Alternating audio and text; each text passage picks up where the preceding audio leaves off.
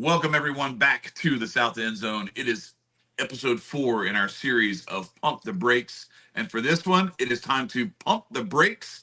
On pumping the brakes, it's time to pump the tires on who? John Mateer and Oklahoma. This is going to sound crazy, y'all. You know why? Because a lot of people don't even know who I'm talking about.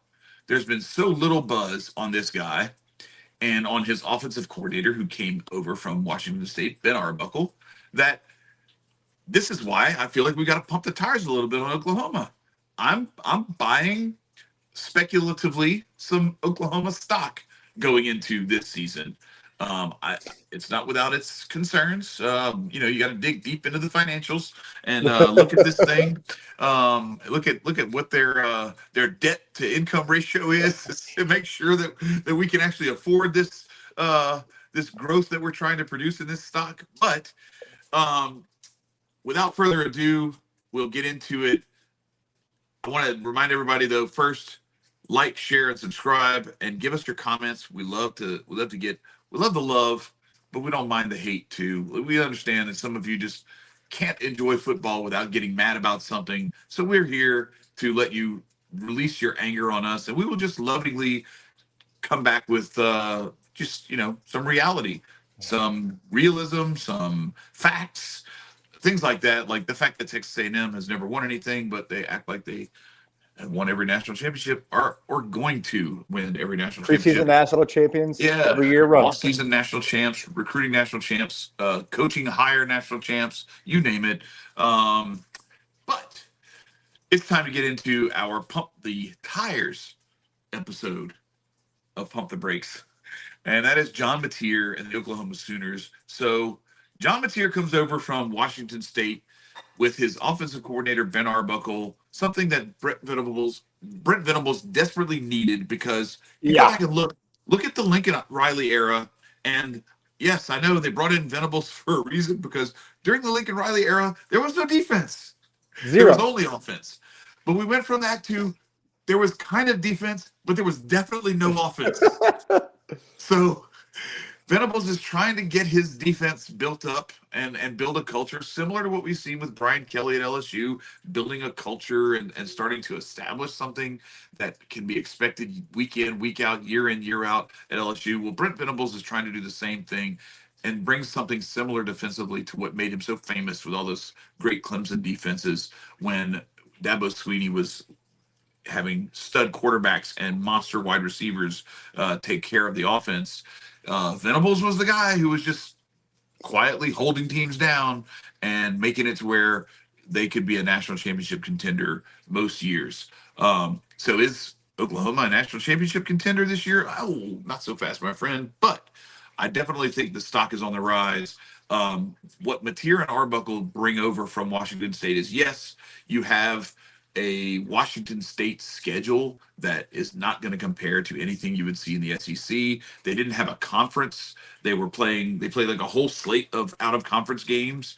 And it was, the big two, them and Oregon State, just kind of like, I don't know, twiddling their thumbs and pretending that there was something to play for. But it was really just like this no conference, make a schedule up. It's kind of like they played the Mountain West. Like the they pretty much just played the Mountain West schedule. Yeah, essentially. Essentially. That's what they did. So what does John Mateer bring to the Oklahoma offense? Well, remember we talked about those other guys, DJ Lagway, Lenora Sellers, Drew Aller, and how many 300-yard passing games they had? Well, this dude brings 4 300-yard passing games with multiple 3-4 plus touchdown games mixed in, but he also ran for 751 yards and 13 touchdowns. So the dude is legit. The dude has skills. Now, granted, you can look at that schedule. It's Portland State, Texas Tech, Washington, San Jose State, Boise State. Now, Washington, Texas Tech, Boise State, these are quality teams. Texas Tech was right in the running for the conference championship. And yeah, Mateer only threw for 115 yards, 1 touchdown, was 9 for 19, under 50%. But look at that rushing total, 21 carries for 197 yards. Insane. Yeah, so this dude has a way. He's like a Jackson Earl could throw. he's just finding a way to get things done. They lost to Boise State. That was their only loss for a long time. And then they finally lost a couple of close ones at the end to New Mexico and Wyoming. But the numbers are there. And Ben Arbuckle, his offensive coordinator there at Washington State, comes over. And so the other thing that is giving me a little bit of optimism with this team is on defense, which is Brent Venables' specialty. They're returning 3 of their front 4 and 4 of their front 7. And then they're bringing 3 offensive linemen back. And then, of course, like I said, you bring Arbuckle and Mateer in to boost the offense. They also brought in Jaden Ott from Cal, who had 1,300 yards and 12 touchdowns as a junior at Cal. The reason he left is because, for whatever reason, that wasn't enough. And they just kind of like pushed him to the side, and he was playing a backup role That in the wasn't 10 enough games at he Cal. played. Yeah, I don't get it. But the thing that makes it a little challenging is we've talked about the schedules of some of these other schools, and yes, those schedules are kind of crazy. But this one is altogether different. These poor guys. Illinois State to start the season. All right, that's winnable. That you got that one in the bag. Michigan, week 2, at Temple, very winnable. Then Auburn, Kent State. So far we're it's not too bad. You got that Michigan game. Are It's they in really Norman for the Michigan, stumbling or are block. they in Ann Arbor? So no, Michigan. They're playing Michigan at home, Okay. and they play Auburn at home. Okay. I think Auburn's going to be really dangerous this year too. Watch out for Auburn. It's Hugh Freeze is a lot of things. He is a lot of things. One of those things, though, is definitely the dude knows how to like find a way to surprise you. I mean, Liberty football, good. Yes, that's right. That's right. And he did what he did with Ole Miss. However he did it, right? Now all that stuff's legal, so it's okay, except for the stuff with the 2 phones and the whole thing, all of that. Yeah, that's that part. It might be legal, but not great look. Anyway, but after that Kent State game, that's pretty much it. The fun is over because these poor guys have Texas and the Red River rivalry in Dallas. Then at South Carolina, Ole Miss at home, at Tennessee, at Alabama, Missouri at home, LSU at home to round out the season.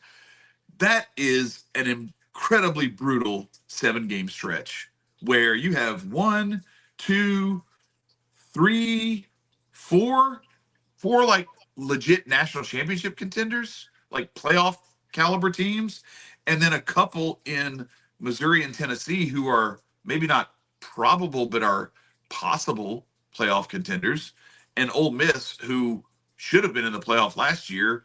And I don't know, like we'll see what Austin Simmons can do, but they lose a lot more talent on that roster. But that's still going to be a tough game, and that's what Oklahoma's got.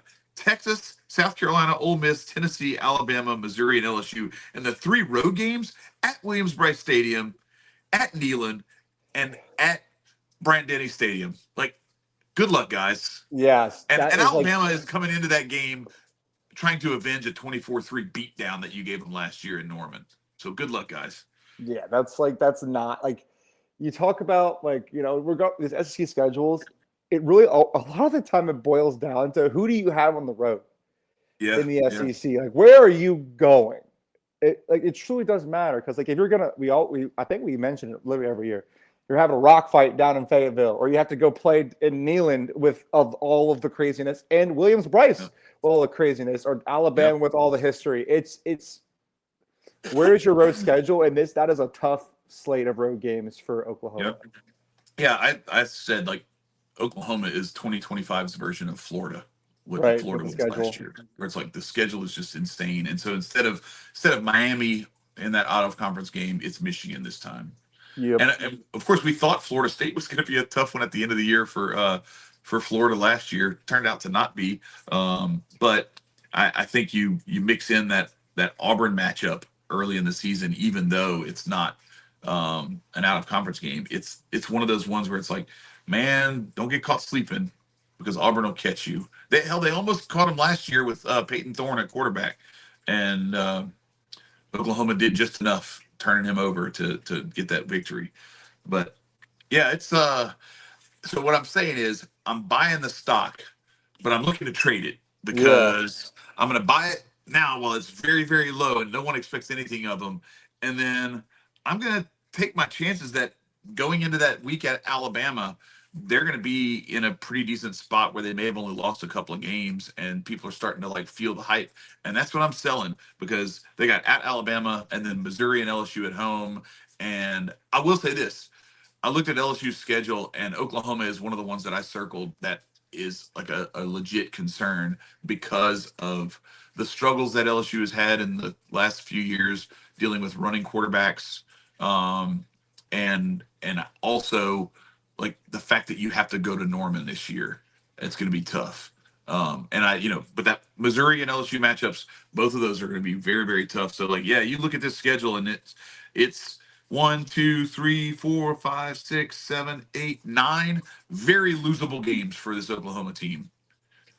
But if they do what they are capable of with what they've added and what they've brought back, um, I think they could actually surprise some people and be similar to like what South Carolina was last year, maybe what Florida ended up being at the end of the season, where they made a little run and surprised some people.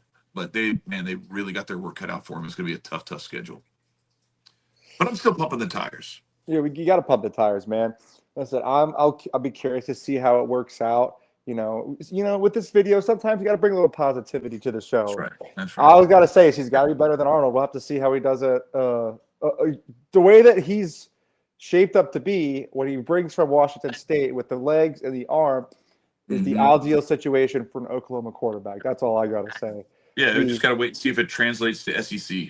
That's all. No doubt. We appreciate everybody for stopping by. We hope that you have enjoyed this little preseason mini series previewing a couple guys around the country.